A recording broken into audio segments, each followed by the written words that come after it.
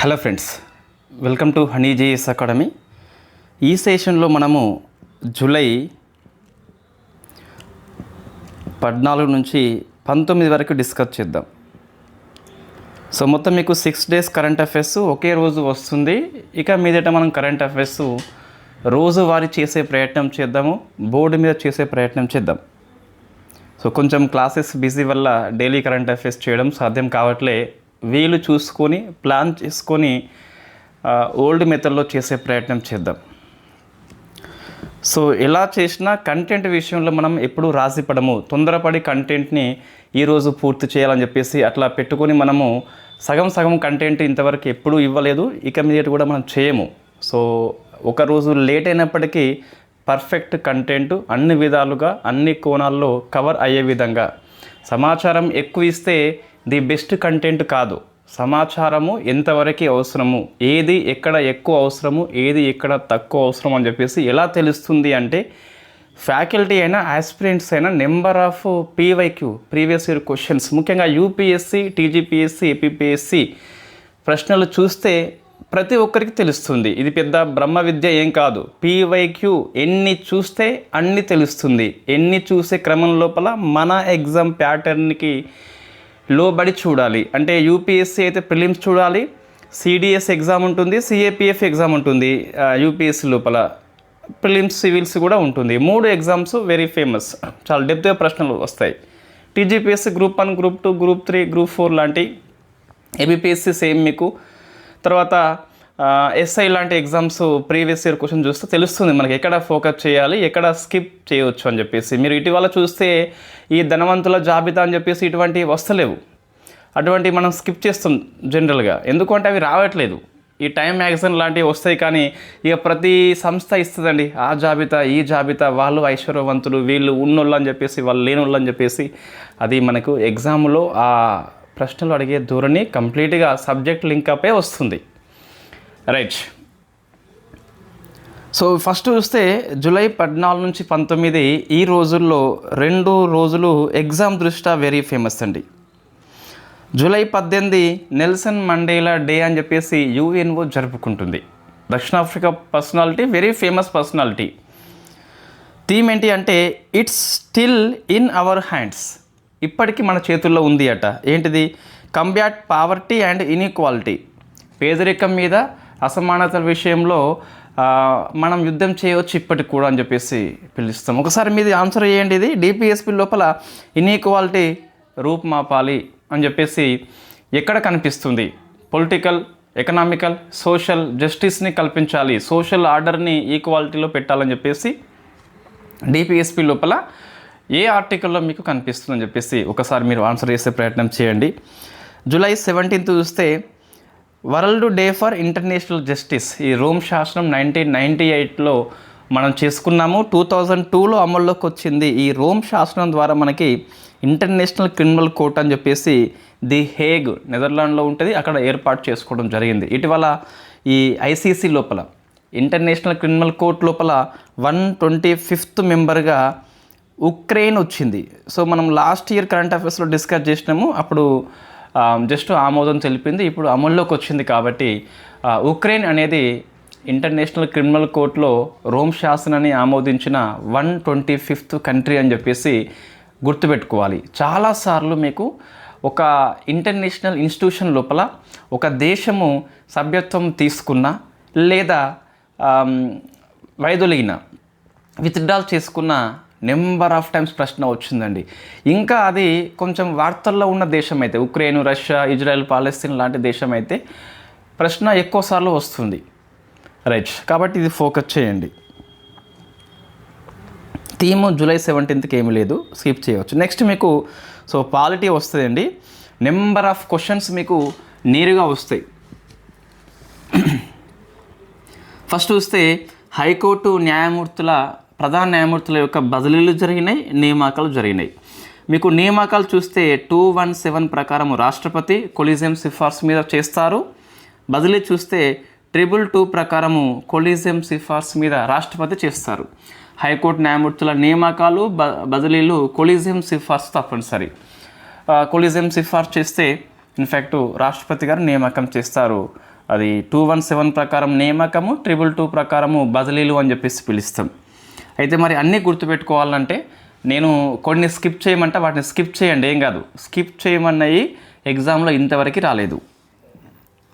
నోట్స్లో అన్ని రాసినాం. కానీ ఇప్పుడు తెలంగాణ హైకోర్టుకి ఇన్ఫ్యాక్ట్ అపరేష్ కుమార్ సింగ్ వచ్చిండు. ఇక్కడ నుంచి త్రిపుర హైకోర్టు నుంచి వచ్చిండు. సో కాబట్టి ఇది గుర్తుపెట్టుకోవాలి. కేఆర్ శ్రీరామ్ కూడా one of the famous personality, Telugu మూలాలు ఉన్న వ్యక్తి కాబట్టి. సో మద్రాస్ నుంచి రాజస్థాన్కి వచ్చిండు. అదే శ్రీవాస్తవ రాజస్థాన్ నుంచి మద్రాస్కి వచ్చిండు. శ్రీరామ్ మద్రాస్ టు రాజస్థాన్ అయితే శ్రీవాస్తవ రాజస్థాన్ టు మద్రాస్. మీకు 2 పేర్లు శ్రీరామ్ అని చెప్పేసి అంటే శ్రీ మీదనే వస్తున్నాయి. సో ఈజీగా మీకు గుర్తుంటుందిలేండి. రామచంద్రరావు జార్ఖండ్ నుంచి త్రిపురకు వచ్చిండు. ఈ 4 ఒకసారి చదవండి. 4 కూడా వీళ్ళైతే ఈ శ్రీరామును ఇతను తెలుగు మూలాలు ఉన్న వ్యక్తి అండి. అంటే జన్మస్థలము వాళ్ళ పూర్వీకులు మన తెలుగు రాష్ట్రాల్లో ఉన్నారు కాబట్టి ప్రశ్నలు చెప్పలేం కొన్నిసార్లు. కాబట్టి 4 ఇప్పుడు ప్రజెంట్ 4 కూడా ఇటువైపు శ్రీరామ్ చూస్తే రాజస్థాన్. సో రాముడు రాజే, అట్లా మనం గుర్తుపెట్టుకోవచ్చు. రాముడు ఎప్పటికీ రాజే, రాజు ఎక్కడున్నా రాజే. నెక్స్ట్ అపరేష్ కుమార్ సింగ్ తెలంగాణ కాబట్టి దీనికి కోడ్ పెట్టద్దు, మనం చదువుకుంటాము.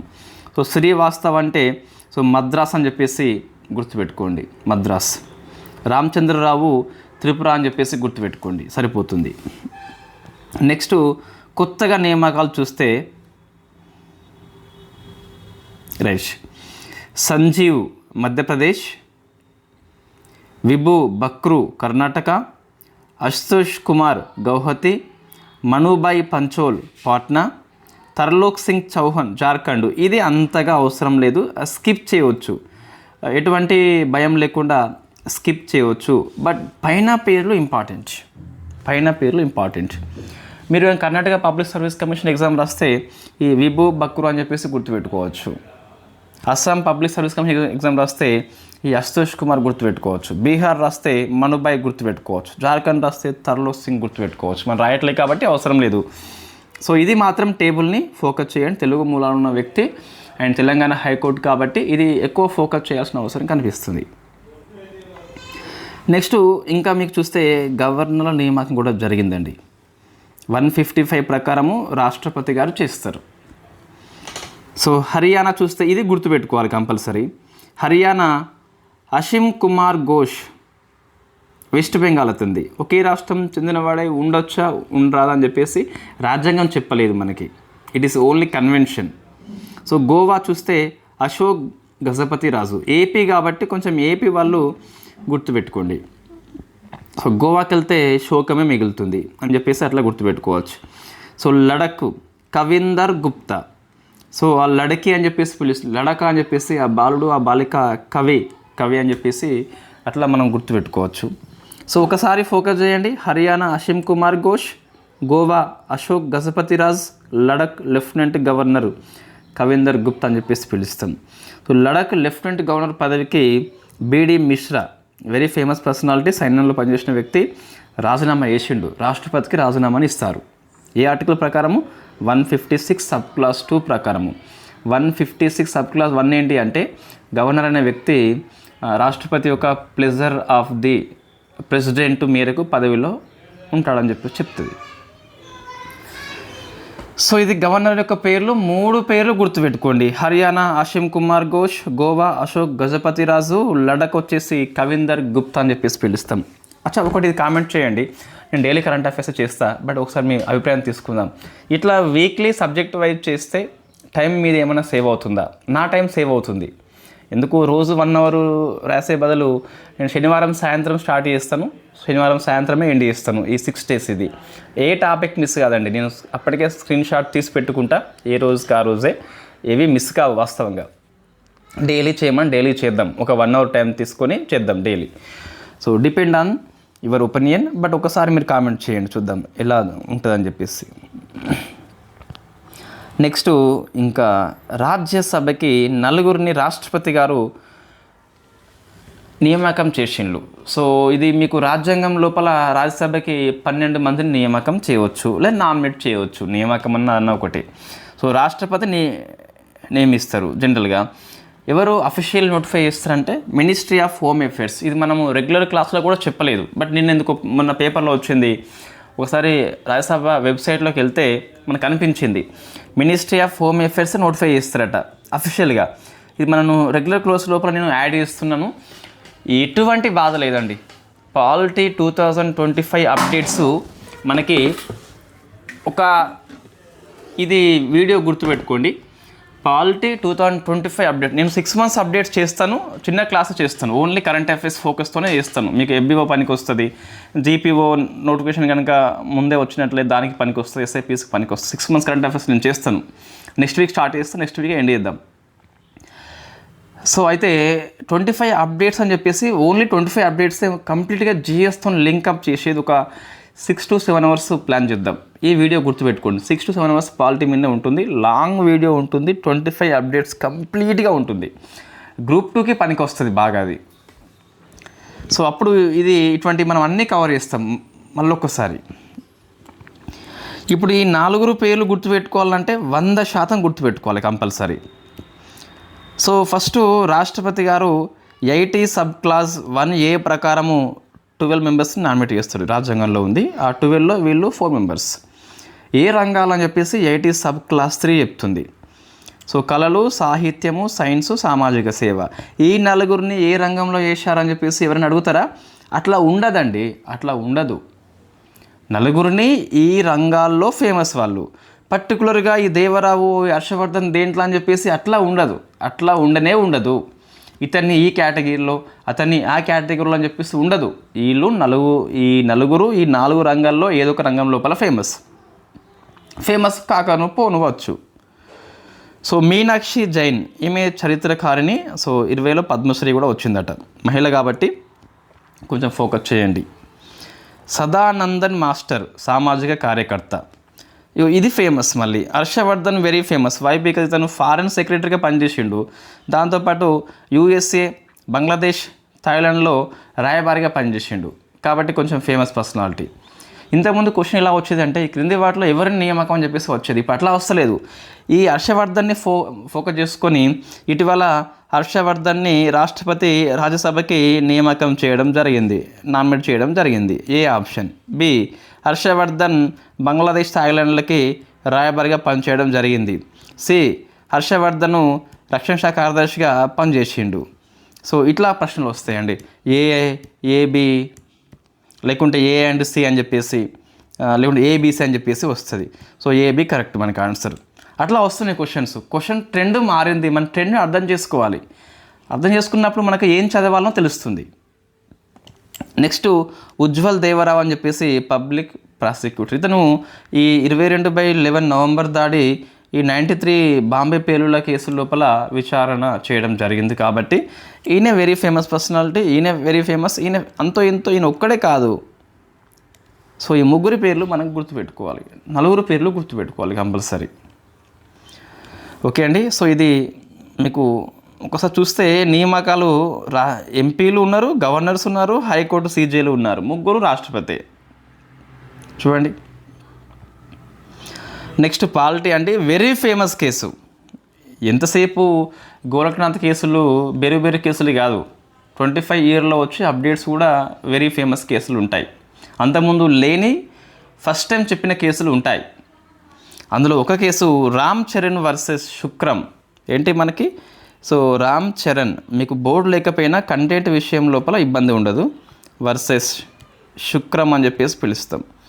సో ఈ కేసు యొక్క సారాంశం ఏంటి అంటే జనరల్లీ హిందూ సక్సెషన్ యాక్ట్ 1956, తెలుగులో హిందూ వారసత్వ చట్టం అని చెప్పేసి పిలుస్తాం. దీని ప్రకారము ఇది ST వాళ్ళకి వర్తించదు. అయితే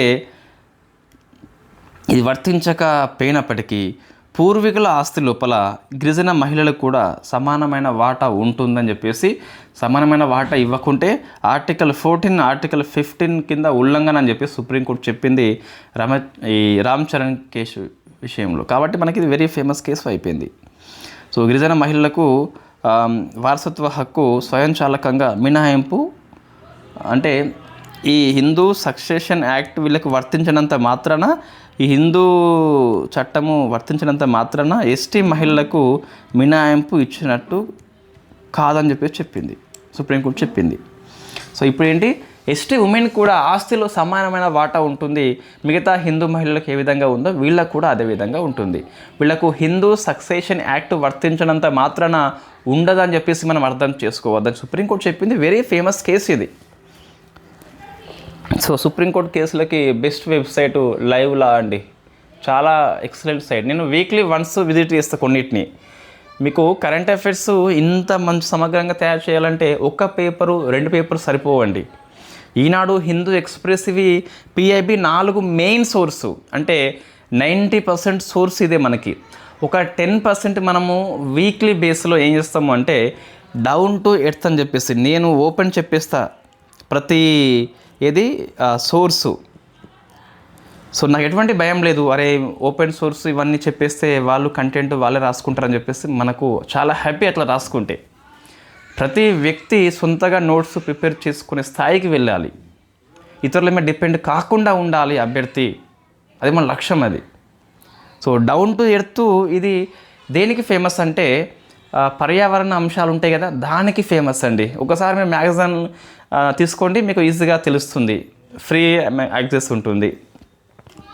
సో లైవ్ లా అని చెప్పేసి ఉంటుంది. ఇది ఎందుకోసం అంటే ఇది ఫ్రీ ఏమి ఉండదు, 1 ఇయర్కి 1000 చేంజ్ ఉంది ప్రజెంట్ అయితే. సో ఇది ఎందుకు పనికి వస్తుంది మీకు అంటే, ఈ సుప్రీంకోర్టు కేసులు ఏమైనా వచ్చినాయి మనకి అన్ని పేపర్లు రావండి, అన్ని పేపర్లు రావు వాస్తవంగా. ఒకసారి మనం వీక్లీ వన్స్ చూస్తూ ఉంటే ఏమన్నా కేసులు అవసరం ఉంటే మనం తీసుకుంటాం, లేకుంటే స్కిప్ చేస్తాము. ఇంకోటి సుప్రీంకోర్టు observer.in కూడా సుప్రీంకోర్టు కేసులకి ఇది ఫేమస్. సుప్రీంకోర్టులో వచ్చే మార్పులు ఇందులో ఇవ్వడం జరుగుతుంది, ఇది కూడా ఫేమస్.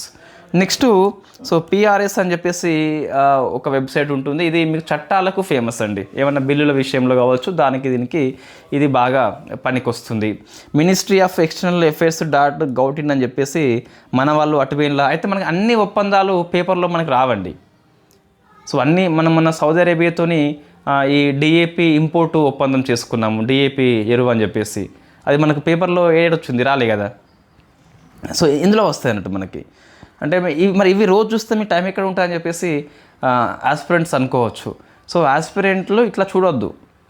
మీకు మరీ ఇంట్రెస్ట్ ఉంటే కరెంట్ అఫైర్స్ పట్ల ఏమైనా మీరు చిన్న యూట్యూబ్ లాంటివి స్టార్ట్ చేసుకుంటే సో వాళ్ళకి ఇవన్నీ పనికి వస్తాయి. ఇవేం చేయాలి, వీక్లీ 1 చూడాలి, రోజు చూడొద్దు, మళ్ళీ డే చూసిన టైం బుక్. రైట్, ఇంకా మీ కరెంట్ అఫైర్స్ ఎలా చదువుకోవాలి, వెబ్సైట్స్ ఏంటి నేను ఒకసారి క్లాస్ చేసిన దీంట్లో కాదు, హనీ జిఎస్ క్లాసెస్లో ఒకసారి చూడండి. మీకు 1 అవర్ క్లాస్ ఉంటుంది, కరెంట్ అఫైర్స్ సమగ్రంగా తెలుస్తుంది సోర్స్ ఏంటని చెప్పేసి. రైట్, నెక్స్ట్ రాష్ట్రపతి న్యాయ సలహా మీద సుప్రీంకోర్టు ధర్మాసనం ఏర్పాటు చేసింది. జూలై 22న విచారణ చేయడం జరుగుతుంది. మనం డిస్కస్ చేసినాం ఆల్రెడీ దీన్ని, మార్చి మాసమో ఏప్రిల్ మాసం లోపలనో ఇప్పుడు విచారణకు రావడం జరిగింది. సో ఇప్పుడు రాష్ట్రపతి 143 ఆర్టికల్ను ఉపయోగించుకొని న్యాయ సలహా కోరింది. సుప్రీంకోర్టు ఏం చేస్తుంది, సలహా ఇవ్వచ్చు ఇవ్వకపోనవచ్చు, డిపెండ్ ఆన్ ది కేసు. కానీ సుప్రీంకోర్టు ఇటువంటి కేసుల్ని రాజ్యాంగ ధర్మాసనం మాత్రం విచారణ చేస్తుంది. మినిమం 5 మెంబర్స్ ఉండాల్సిందే. దేని ప్రకారం మరి ఇది 145 సబ్ క్లాస్ 3 ప్రకారము constitutional bench mandatory compulsory 5 members ఉండాలి. బిఆర్ గవాయ్ నాయకత్వం లోపల ఒక 5 మెంబర్స్ విచారణ చేస్తుంది. 22nd మీకు తెలుస్తుంది. ఒకసారి మన జిఎస్ పాయింట్ ఆఫ్లో చూద్దాం. చాలామందికి డౌట్స్ ఉన్నాయి ఇక్కడ, మనం డిస్కస్ చేసినాం ఆల్రెడీ, చాలాసార్లు డిస్కస్ చేసినామండి దీని గురించి. ఈమె మన రాష్ట్రపతి శ్రీమతి ద్రౌపది ముర్ము గారు.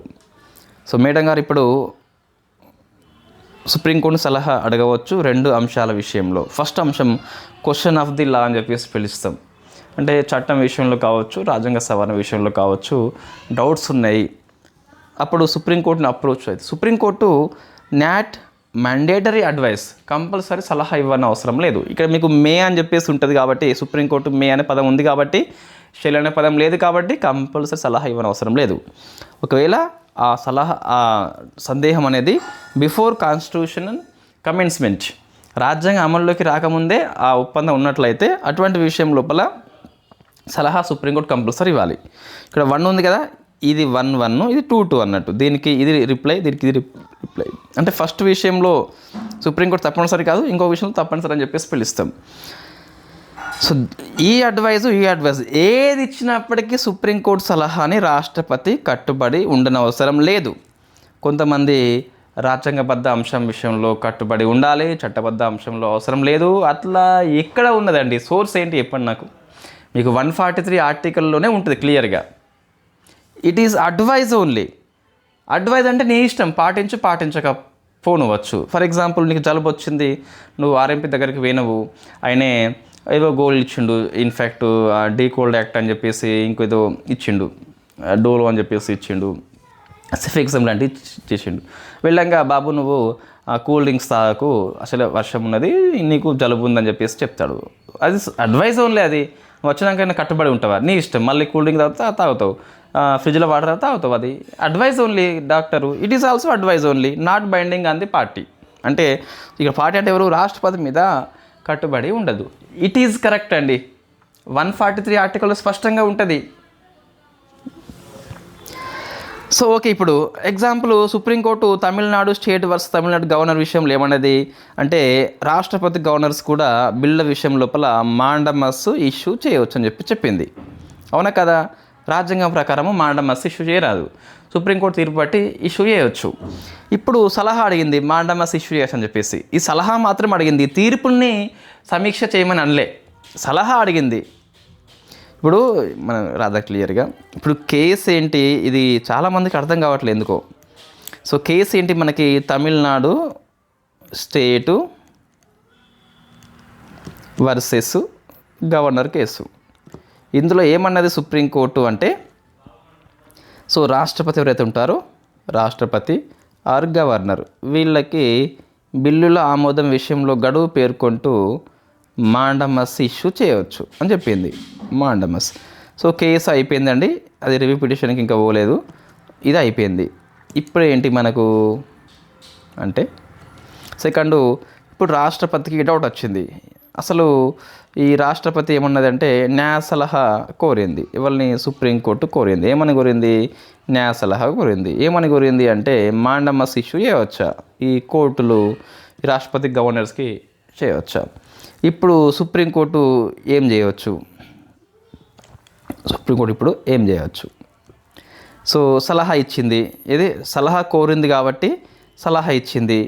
ఈ సలహాను రాష్ట్రపతి పాటించవచ్చు, పాటించకపోనవచ్చు. సుప్రీంకోర్టు ఎందుకు సలహా ఇచ్చింది? సలహా అడిగింది కాబట్టి ఇచ్చింది. ఇప్పుడు ఏంటంటే, ఇప్పుడు సలహా ఏమనిచ్చిందంటే, సలహా అనేది సో మాండమస్ ఇష్యూ చేయరా అని చెప్పేసి ఇచ్చింది అనుకోండి. ఎగ్జాంపుల్ తీర్పు రూపంలో చెప్తుంది. మెజార్టీ ఈ 5 మెంబర్స్ లోపల ఏది మెజార్టీ ఉంటే అది. సో మాండమస్ రమ్మో రాష్ట్రపతికి ఇస్తామా, ఇవ్వరాదు కోర్టులు అని చెప్పి చెప్పింది. మాండమస్ ఇవ్వరాదు, ఇక్కడ మాండమస్ ఇవ్వచ్చు అని చెప్పింది. ఇది తీర్పే. ఇప్పుడు ఏంటి అంటే డౌట్ చాలామందికి, ఈ తీర్పు కనుక మాండమస్ ఇవ్వరాదు అని చెప్పితే ఈ తీర్పు అనేది ఇంత ముందున్న తీర్పుని ప్రభావితం చేస్తుందా అంటే, ఈ సెల్ చిన్నగా ఉందండి, బాగా చిన్నగా ఉంది. ఇగో ఇంత పెద్ద బిగ్ నో అండి, ఇంత పెద్ద big no. No means no. So big no. ఎందుకు అంటే చూడండి, ఈ సలహా విషయంలో ఏమి చెప్పినప్పటికీ, అంటే మాండమస్ ఇష్యూ చేయవచ్చు, ఇష్యూ చేయరా అని చెప్పేసి ఏమి చెప్పినప్పటికీ గత తీర్పు ప్రభావితం కాదు. వై? సుప్రీంకోర్టు నిర్ణయాలని సమీక్షించడానికి కావచ్చు, రద్దు చేయడానికి కావచ్చు ఆర్టికల్ 143 ఒక యంత్రాంగం కాదు, కేవలం న్యాయ సలహా మాత్రం తీసుకుంటుంది. ఎప్పుడు తీర్పు ప్రభావితం అవుతాయంటే వీళ్ళు రివ్యూ పిటిషన్ వేస్తే. సో రివ్యూ పిటిషన్ ద్వారా పోతే అది సమీక్ష చేయడం ఉంటుంది, రద్దు కూడా చేయడం ఉంటుంది. కానీ ఇది న్యాయ సలహా మాత్రం కోరింది కాబట్టి సలహా ఏమి ఇచ్చినప్పటికీ తీర్పు విషయంలో ప్రభావితం కాదు. న్యాయ సలహా ఇచ్చినాక వాళ్ళు రివ్యూ చేస్తారు. That is the process. సలహా ఇవ్వకపోయినా వాళ్ళు రివ్యూ పిటిషన్ వేసుకోవచ్చు, అది వేరే విషయం. నేను ఏమంటున్నా అంటే న్యాయ సలహా ఏమి ఇచ్చినప్పటికీ గత తీర్పు ఎఫెక్ట్ కాదు. వై? బికాజ్ వీళ్ళు తీర్పుని సమీక్ష కోవడం లేదు, రివ్యూ చేయడం లేదు, సలహా మాత్రం తీసుకుంటున్నారు. సలహా తీసుకున్న తర్వాత అప్పుడు వాళ్ళు రివ్యూకి వెళ్ళరో అది వాళ్ళ విషయం. ఇది క్లియర్ అండి, ఇది క్లియర్. నెక్స్ట్ ఇది పాలిటీ కిందకి రాసినామంటే అవునని చెప్పాలి. కృష్ణా ట్రిబ్యునల్ గడువు ఏడాది పెంపు అని చెప్పేసి ఉన్నది. మనకు సెంట్రల్ స్టేట్ రిలేషన్ కింద డిస్కస్ చేస్తాం మనం దీన్ని. So Brijesh Kumar chairperson. So first మనకి 2004లో నియామకం చేసిండ్రు. Second Krishna water dispute tribunal నివేదిక 2010లో ఫస్ట్ది, 2013 నవంబర్న సెకండ్ది ఇవ్వడం జరిగింది. రాష్ట్ర విభజన అయిపోయింది కాబట్టి మరొకసారి నివేదిక అనివార్యం కాబట్టి, సో జలాల పంపిణీ అనివార్యం కాబట్టి గడువు పెంచడం జరిగింది. తెలంగాణ, ఏపీ, మహారాష్ట్ర మధ్య ఇది పనిచేస్తుంది. 31 మార్చ్ వరకు గడువు పెంచడము జరిగింది. ఇప్పుడు అంతర్రాష్ట్ర జల వివాదాల విషయంలో రాజ్యాంగం ఏమన్నా మాట్లాడుతుందా అంటే ఎస్ అని చెప్పాలి. 262 ప్రకారము పార్లమెంట్ చట్టం చేసింది. Inter state water dispute act అని చెప్పేసి పిలుస్తాం. దీని ప్రకారము ట్రిబ్యునల్ ఏర్పాటు చేయవచ్చు. సో ఏర్పాటు చేయడం జరిగింది. కృష్ణా వాటర్ మీద ఏపీ, తెలంగాణ అండ్ మహారాష్ట్ర ఈ 3 వివాదాల విషయంలో ఈ ట్రిబ్యునల్ పనిచేస్తుంది అని చెప్పేసి గుర్తుపెట్టుకోవాలి. సో ఇవి మీకు పాలిటీ ఆర్టికల్స్ అండి. నెక్స్ట్ మనం ఎకనామీ డిస్కస్ చేద్దాం.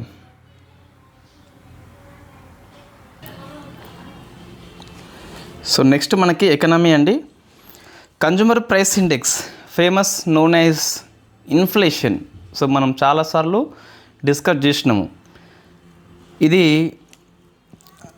చాలా రకాలుగా ఉంటుంది మీకు. ఇన్ఫ్యాక్ట్ ఎకనామీ క్లాసులలో డిస్కస్ చేద్దాము కరెంట్ ఎకనామీ లోపల. బట్ మన కరెంట్ అఫైర్స్లో అంశం ఉంది కాబట్టి ఒకసారి బేసిక్స్ విషయం మీద కూడా ఫోకస్ చేద్దాం.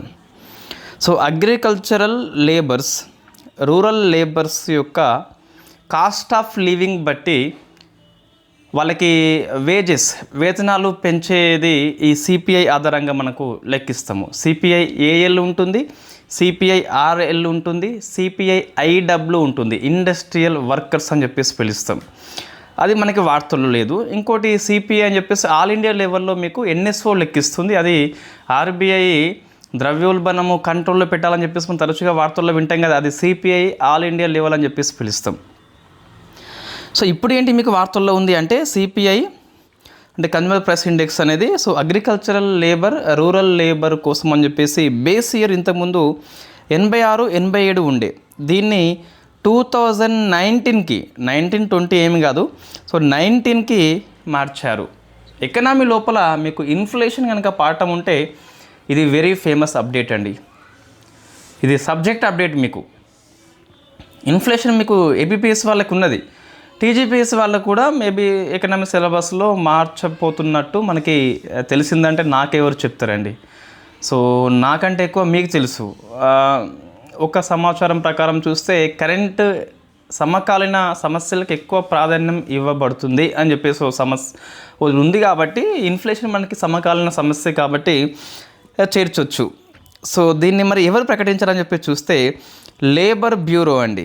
So labour bureau ministry of labour కింద పనిచేస్తుంది. జూన్ మాసం నుంచి ఇది అమల్లోకి వచ్చింది. ఇంతకుముందు బేస్ ఇయర్ 86, 87 ఉంటే ఇది 2019కి మారింది.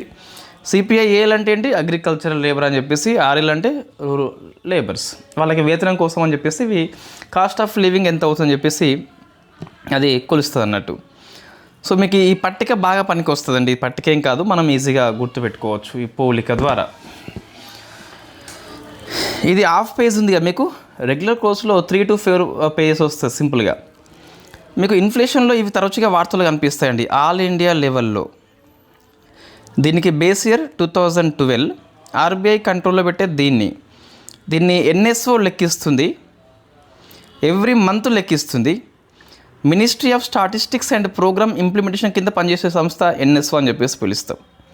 సో 2 to 6% లెవెల్లో ఉంచాలి. ఓకే, ఇది అయిపోయింది. ఇది ఎవ్రీ మంత్ మీకు వార్తల్లో కనిపిస్తుంది. ఇప్పుడు వార్తల్లో ఉన్నది సిపిఐ ఏఎల్, సిపిఐ ఆర్ఎల్ అని చెప్పేసి దీని బేస్ ఇయర్ని 2019కి మార్చడం. ఇంకా మీరు దీన్ని 86, 87 అని చెప్పి చదవద్దు. ఆల్రెడీ జూన్ మాసం యొక్క సిపిఐ ఏఎల్ ఆర్ఎల్ లెక్కించారు 2019 బేస్ ఇయర్ ఆధారంగా. సిపిఐ ఐడబ్ల్యూ కూడా ఉంటుంది, ఇండస్ట్రియల్ వర్కర్ అని చెప్పి. దీనికి బేస్ ఇయర్ 2016 అండి, 16 అని చెప్పేసి పిలుస్తాం. దీన్ని లేబర్ బ్యూరో లెక్కిస్తుంది, మినిస్ట్రీ ఆఫ్ లేబర్ మినిస్ట్రీ కింద పనిచేస్తుంది. ఎవరి కోసం పనిచేస్తుంది? ఇండస్ట్రియల్ వర్కర్స్ కోసము, అగ్రికల్చరల్ లేబర్ కోసము, రూరల్ లేబర్ కోసం. వాళ్ళ యొక్క కాస్ట్ ఆఫ్ లివింగ్ బట్టి సిపిఐలో మీకు మార్పులు వచ్చినప్పుడల్లా దీనిలో మార్పులు వస్తాయి. దాన్ని బట్టి వాళ్ళ యొక్క వేతనాలని నిర్ణయిస్తారు. మనకు ఈ మహాత్మా గాంధీ జాతీయ గ్రామీణ ఉపాధి హామీ స్కీమ్ లోపల వేతనాలు ఇందులో దేని ఆధారంగా నిర్ణయిస్తారు? ఇది మీరు ఆన్సర్ చేయండి. సో అట్లా మనం లింకప్ చేసుకోవాలి. మహాత్మా గాంధీ జాతీయ గ్రామీణ ఉపాధి హామీ స్కీమ్ ఉంది కదా, సో ఇది వేతనాలని ఈ సిపిఐ ఐడబ్ల్యూ ఏఎల్ఆ ఆర్ఎల్ఆ ఒకసారి మీరు ఆన్సర్ చేయండి. ఇంకోటి ఉంటుంది మీకు డబ్ల్యూపీ అని చెప్పేసి, హోల్సేల్ ప్రైస్ ఇండెక్స్ అని చెప్పేసి పిలుస్తాం. ఇది గూడ్స్ గురించి మాత్రమే అధ్యయనం చేస్తుంది, సర్వీస్ గురించి అధ్యయనం చేయదు. సిపిఐ గూడ్స్ ప్లస్ సర్వీసెస్ గురించి అధ్యయనం చేస్తుంది. సో 2011-12 దీనికి బేస్ ఇయర్ అండి. దీన్ని మినిస్ట్రీ ఆఫ్ కామర్స్ కింద పనిచేసే economic adviser to department of promotion industry internal trade అని చెప్పేసి ప్రచురిస్తుంది. చూడండి ఇక్కడ ఇది వేరు, ఇది వేరు, ఈ మినిస్ట్రీ వేరు, ఈ మినిస్ట్రీ వేరు, ఈ మినిస్ట్రీ వేరు, ఈ డిపార్ట్మెంట్ వేరు, ఈ డిపార్ట్మెంట్ ఇది వేరు. మూడింటిని ఒక దగ్గర రాసుకున్నాం మనం. సబ్జెక్ట్ని అర్థం చేసుకోవాలంటే పేజీలు రాసుకోవడం ముఖ్యం కాదు. ఇక్కడ విషయాన్ని మనము ఎంత బాగా అర్థం చేసుకుంటే అంత చిన్నగా చేసి రాసుకోవచ్చు. ఫస్ట్ పెద్దగా చదవాలి, తర్వాత దాన్ని అర్థం చేసుకున్నాక దాన్ని చిన్నగా చేసుకోవాలి మనమే. ఎకనామీ యాక్టివ్ రీకాల్ షీట్స్ తప్పనిసరిగా ఎకనామిక్ కోర్స్ ఉన్న వాళ్ళకి ఇవ్వడం జరుగుతుంది. బట్ మనకి సిలబస్ ఒకసారి ప్రకటన, సిలబస్ ఏం మారదండి. మోస్ట్లీ సెక్షన్ 3 మొత్తం పడేస్తారు, కానీ సెక్షన్ 1లో ఈ ఇన్ఫ్లేషన్, బ్యాంకింగ్, ఆర్బీఐ లాంటి యాడ్ కావచ్చు మనకి. ఈ సెక్షన్ 3లో ఉన్న పావర్టీ, అన్ఎంప్లాయ్మెంట్ కూడా సెక్షన్ 1 కిందకి వెళ్ళిపోవచ్చు. సెక్షన్ 3 అంటూ ఎకనామీలో ఉండదు. అయితే నాకెవరు చెప్పలేదు, ఒక అంచనా ప్రకారం చూస్తే. ఇన్ఫ్యాక్ట్ ఇక్కడ ఏంటి చెప్పేది అంటే, ఫస్ట్ ఎకనామీ సిలబస్ని బాగా చదవాలి. తర్వాత మనం ఈ టిప్స్, ట్రిక్స్ అన్నీ మనం నెంబర్ ఆఫ్ టిప్స్ డిస్కస్ చేద్దాం. ఓకే, ఎకనామీలో మనకి ఏం చాప్టర్స్ మిగిలినాయి? ఇంకా పావర్టీ కూడా అయిపోయింది కదా. అన్ఎంప్లాయ్మెంట్ ఒకటి ఉన్నది, డెమోగ్రఫీ ఒకటి ఉన్నది, అంతే 2 చాప్టర్స్ ఉన్నాయి. ఈ ఏపీపీఎస్ వాళ్ళకేమో బ్యాంకింగ్ ఉన్నది, ఇన్ఫ్లేషన్ కూడా ఉంది. రైట్, నెక్స్ట్ చూస్తే ఈ ఇయర్లో ఎగ్జామ్స్ రాయారండి. అయినా మనం పూర్తి చేసుకున్న ఈ ఫస్ట్ బాగా చదవాలి, అవి main core topics. So Aditi scheme అని చెప్పేసి ఉన్నది. ఏంటి అదితి స్కీమ్ అంటే, assistance for development of energy efficient technologies. Assistance ఇస్తుందట, సహకారం అందిస్తుంది. దేనికి? ఎనర్జీ ఎఫిషియెంట్ టెక్నాలజీస్, ఎనర్జీ విషయంలో టెక్నాలజీస్ కోసం అసిస్టెన్స్ ఇవ్వడమే దీని యొక్క ముఖ్యమైన ఉద్దేశము. దీన్ని ఎందుకు కోసం అంటే, ఎంఎస్ఎంఈలు ఉంటాయి కదా, మైక్రో స్మాల్ మీడియం అని చెప్పేసి, అవి ఎనర్జీ టెక్నాలజీని అవలంబించడంలో ఆర్థిక సాంకేతిక సహాయం అందించడమే ఈ అదితి స్కీమ్ యొక్క ముఖ్యమైన ఉద్దేశం. సింపుల్ అండి, అసిస్టెన్స్ అందిస్తుంది ఎనర్జీ టెక్నాలజీ విషయం లోపల ఎంఎస్ఎంఈ కోసం అని చెప్పేసి. దీన్ని ఏ మినిస్ట్రీ స్టార్ట్ చేసిందండి అంటే, మినిస్ట్రీ ఆఫ్ ఎలక్ట్రిసిటీ. అమలు చేసేది ఎవరు? Bureau of energy efficiency. మరి వడ్డీ రాయితీ ఉంటుందంటే ఉంటుందని చెప్పాలి, అందుకే దీన్ని మనం అసిస్టెన్స్ స్కీమ్గా పిలిచినాం. సో ఇక్కడ చూస్తే మీకు మైక్రో ఇండస్ట్రీస్, స్మాల్ ఇండస్ట్రీస్ వాళ్ళకి 5% ఉంటుంది వడ్డీ రాయితీ, మీడియం వాళ్ళకి 3% ఉంటుంది. టార్గెట్ సెక్టార్స్ మొత్తం 14, అంటే 14 రంగాల లోపల మనం విద్యుత్తుని ఉపయోగిస్తాం కదా. సో దాంట్లో ఎవరైతే విద్యుత్ ఉపయోగిస్తారో వాళ్ళకి మాత్రమే రాయితీ అనేది ఉంటుంది.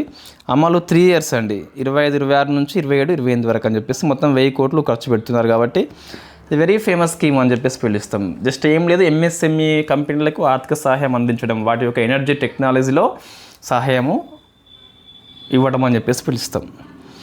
ఇక పిఎం కౌశల్ వికాస్ యోజన స్కీమ్ ఉంది కదా, దీనికి 10 ఏళ్ళు పూర్తయినాయండి. ఈ ప్రజెంట్ ఇది స్కిల్ ఇండియా లోపలనే, సో స్కిల్ ఇండియా లోపలనే విలీనమైంది ఈ స్కీము. ఫిబ్రవరి 2025లో మనం డిస్కస్ చేసినాం ఆల్రెడీ.